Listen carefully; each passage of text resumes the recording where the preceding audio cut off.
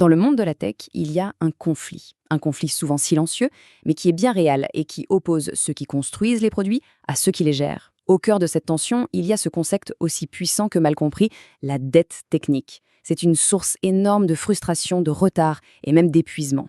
Alors, on va plonger ensemble dans les racines de ce fossé et voir comment on pourrait, peut-être, commencer à le combler. Pour vraiment comprendre l'enjeu, la première chose à faire, c'est d'écouter. Cette citation, elle vient d'un forum de développeurs. Et ce n'est pas juste une blague, non. Ça révèle un épuisement profond. C'est un rêve d'évasion en fait, loin de la pression constante et des compromis qui pèsent sur le quotidien. Le coût de la dette technique, il n'est pas seulement financier, il est avant tout humain. Mais alors, c'est quoi exactement la dette technique? L'analogie la plus simple, c'est celle d'un prêt financier. Imaginez, pour aller plus vite, on choisit une solution de facilité, un raccourci. C'est comme si on faisait un emprunt pour avoir quelque chose tout de suite. Le problème, bien sûr, c'est que ce prêt, il a des intérêts, et chaque nouvelle fonctionnalité qu'on va construire sur cette base un peu bancale coûtera plus cher à développer, plus cher à corriger et plus cher à maintenir. Et ces intérêts, eh bien, ils se payent en souffrance au travail. Les équipes techniques se retrouvent complètement coincées. D'un côté, il y a la demande incessante de nouveautés, et de l'autre, la conscience qu'il faut absolument maintenir la structure qui existe déjà. Ça crée un cycle vraiment toxique, du travail un peu au noir pour réparer ce qui est cassé, la peur d'être pointé du doigt quand les délais s'allongent, et à la fin, un sentiment d'épuisement qui pousse les meilleurs talents à vouloir partir. Honnêtement, si ce problème était simple, ça ferait longtemps qu'il serait résolu. La vérité, c'est que ce n'est pas juste un désaccord sur les priorités. C'est un véritable choc, un affrontement entre deux cultures professionnelles qui évoluent en parallèle, chacune avec ses propres valeurs, son propre langage et sa propre définition du succès. Si on se place du point de vue des managers, il faut comprendre que la pression est immense. Ils doivent livrer des résultats, respecter des budgets, des délais. Ils ont souvent l'impression que les équipes techniques sont un peu déconnectées des réalités du marché et ne proposent pas de solutions qui soient directement applicables aux défis de l'entreprise. Maintenant, passons de l'autre côté du miroir. Chez les experts techniques, la perception est radicalement différente. Eux, ils voient un système qui valorise le court terme, sortir des fonctionnalités le plus vite possible, même si c'est au détriment de la qualité. Ils s'inquiètent pour la santé de ce qu'ils appellent l'écosystème technique, c'est-à-dire tout le code, l'infrastructure, les outils qui font tourner le produit. Et pour eux, négliger cet écosystème, c'est un peu comme hypothéquer l'avenir.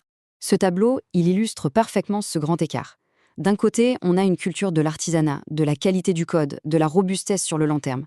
De l'autre, une culture de la stratégie, de la vitesse d'exécution et de la valeur pour le business, tout de suite. En soi, aucune de ces deux perspectives n'est fausse. Le vrai problème, c'est qu'elles sont en tension permanente. Cette citation d'Upton Sinclair résume brillamment la racine du problème.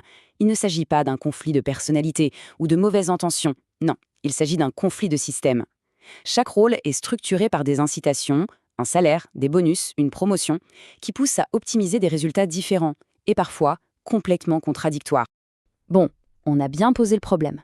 Alors, comment on sort de cette impasse ? La solution, ce n'est pas qu'un camp gagne contre l'autre. Elle se trouve dans une transformation profonde de la manière dont la connaissance est partagée et surtout créée au sein de l'organisation.